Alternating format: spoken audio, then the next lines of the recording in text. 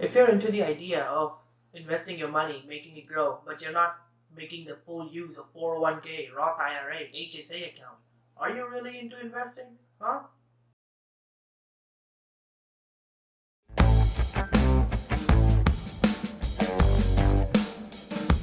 Hello, welcome back to my channel, your man with a plan. My name is Jay, and today we're going to talk about all the tax advantage accounts, which are the 401k, Roth IRA, HSA.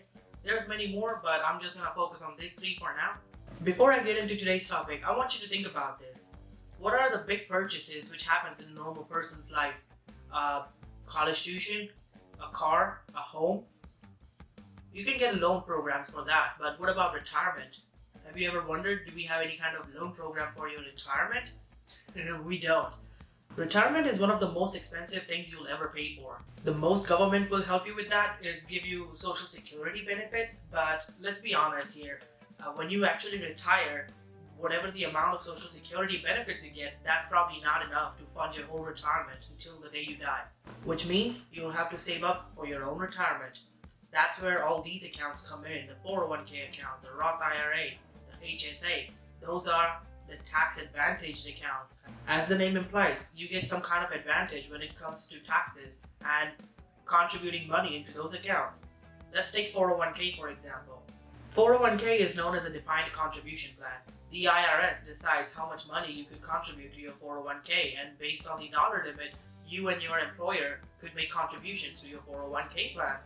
Now, the pro part about it is like whatever amount you're contributing to your 401k account, you are not paying taxes on it at the time. That money is taken out from your account pre-tax, and then your account deducts those payroll taxes, which is the social security tax and the Medicare tax and all. And after that, what you receive is called the net income. Now, you as an employee are also responsible to choose what kind of investment you want to do based on a list of investments your employers provide. It could be a mixture of stock, bonds, mutual funds, ETFs, and a lot more. You can select and you could choose where your money can go. But ultimately, it is going into the stock market some way or another. Now, if you don't want to go through that route, then some companies, they also include guaranteed investment contract made by insurance companies, and sometimes the employer's own stock. Like I said, the IRS decides the dollar amount contributed on it, and it's adjusted periodically based on inflation. For the current year, the total contribution you could make in your 401k account is $19,500 as long as you're under the age of 50, and $26,000 if you're over the age of 50. Now, another benefit of a 401k account is the employer match. As I mentioned a while ago, you as well as your employer make contributions to your 401k account.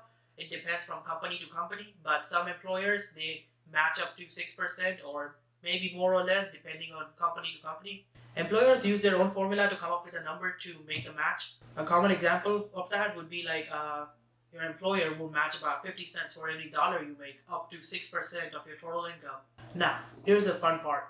So, if you're taking full advantage of your 401k account and your employer is matching 50% of that, and you're using that money to invest in the stocks and bonds, as long as you're making sound investments, your invested money earns a return from the stock market. That return is added to your balance, and it keeps growing year over year in order to make your money grow more in future. So, in all essence, it's using that full effect of compound interest and getting that whole snowball effect going, where your money is just sitting there. It's earning your employer match. On top of that, you're getting your stock market returns, and on top of that, it's growing year over year over year. If you look at it in a long-term perspective, for example, like 10 years, 20 years, 30 years, you'll notice your total amount of income you've contributed is not a lot, but the total amount of money you have in that account is really huge, and that's all because of this power of compound interest. Let me know in the comments below if you guys are interested in knowing more about compound interest. I'll try to make another video about it. If not, then we can just continue with this. Now, the only negative aspect of a 401k account is that you're not paying taxes when you're contributing money to that account, but you are paying taxes when you're withdrawing money from that account. Now, let's look at the other hand at a Roth IRA account. It is one of the classic tax exempt accounts where you do not pay any kind of taxes to withdraw money from that account, but the catch is that you're paying taxes on it up front. There are a few popular tax exempt accounts such as Roth IRA as well as Roth 401k, I believe. In Canada, they also have their own similar version. I think it's called TFSA, the tax-free savings account. Oh, Canada. Simple and direct. Why can't we be like that? So, to reiterate, tax deferred account. You don't pay taxes on it at the moment. You pay taxes on it when you withdraw money from it. That's your 401k. Tax exempt account. You pay taxes on it up front, but you don't pay taxes on it when you withdraw money from it. That's a Roth IRA. Since you're paying taxes for a Roth IRA up front, your money grows tax-free. And once you retire and you're rich, you can withdraw money from it with tax-free. Just like 401k, there are a bunch of investment options you get to choose from in a Roth IRA as well, including stocks, bonds, ETFs, CDs, and mutual funds.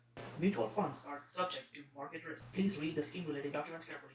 Again, the IRS decides on how much contributions you could make to your Roth IRA account as well.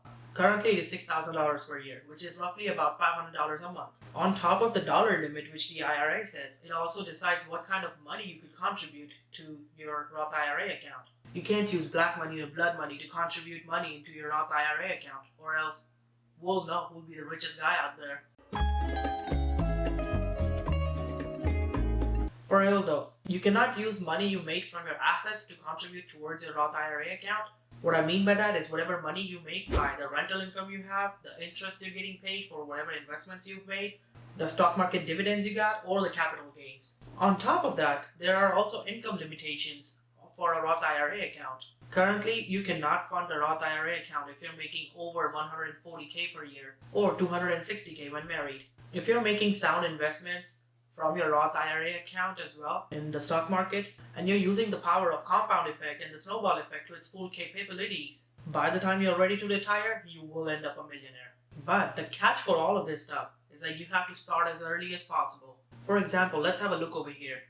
If you're maximizing your Roth IRA account from the age of 25 to all the way to $6,000 per year, let's see, by the time you're 62, your total net worth would be over $1.2 million, whereas your original contribution is only $228K. Following the same logic for a 401k account, if you follow the same timeline, you start out at 25 and you're retiring around the early 60s, your original contribution is only up to $120K. Your employer match is about $60K, but your nest egg is almost worth $950K in 40 years, or almost $1 million.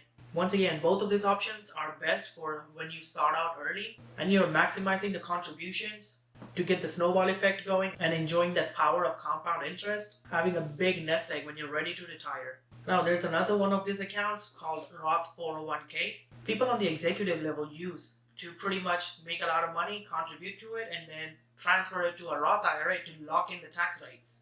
I'm not gonna get into too much details on that right now because I'm not on that executive level yet. Maybe once I get there, I'll do it and I'll show it to you.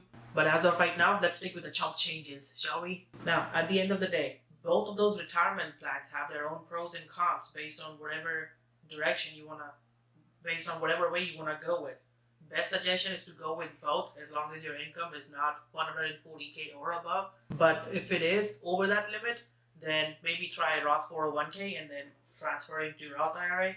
And wherever you want to invest your money, there are hundreds of options to choose from in the stock market as well as bonds and other types. And if you're thinking about which companies should you go with to start an account for a 401k and Roth IRA, all it takes is a normal Google search to find them.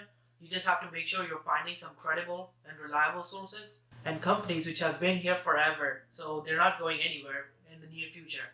Examples of that could be Vanguard, Fidelity, Charles Schwab, TD Ameritrade, and much more. Now, the third type of account we're going to talk about is the HSA account. So, HSA stands for the Health Savings Account. Basically, it's another tax advantage account made for you to help you save up money for your medical or any kind of health-related emergencies. In this plan, you're not paying taxes of any kind. The contributions you make are going into the account pre-tax, so it's taking the 401k route in the beginning. And towards the end of it, when you try to withdraw money from it, it's taking the Roth IRA route where you're not paying taxes from that either. The only catch there is that you could only use this account for any kind of health emergencies, and it could cover like medical, dental, as well as vision, or any sort of emergency you have for yourself or your family. Once again, the pro part of this one is that you could also invest this money into the stock market and make this money grow over time and whatever the money that's growing, you're not paying any kind of taxes on it, and the IRS decides the dollar limit set on it. As of right now, the dollar limit set on an HSA account is $3,500, I believe. The IRS keeps changing the limit after adjusting for inflation periodically. Hope you guys enjoyed this infomercial. Please like, share, and subscribe my video. It will help me out tremendously. And stay tuned. In the next video, I'm gonna go over the active and passive investment strategies. Until then, have a good one, stay safe, and stay consistent.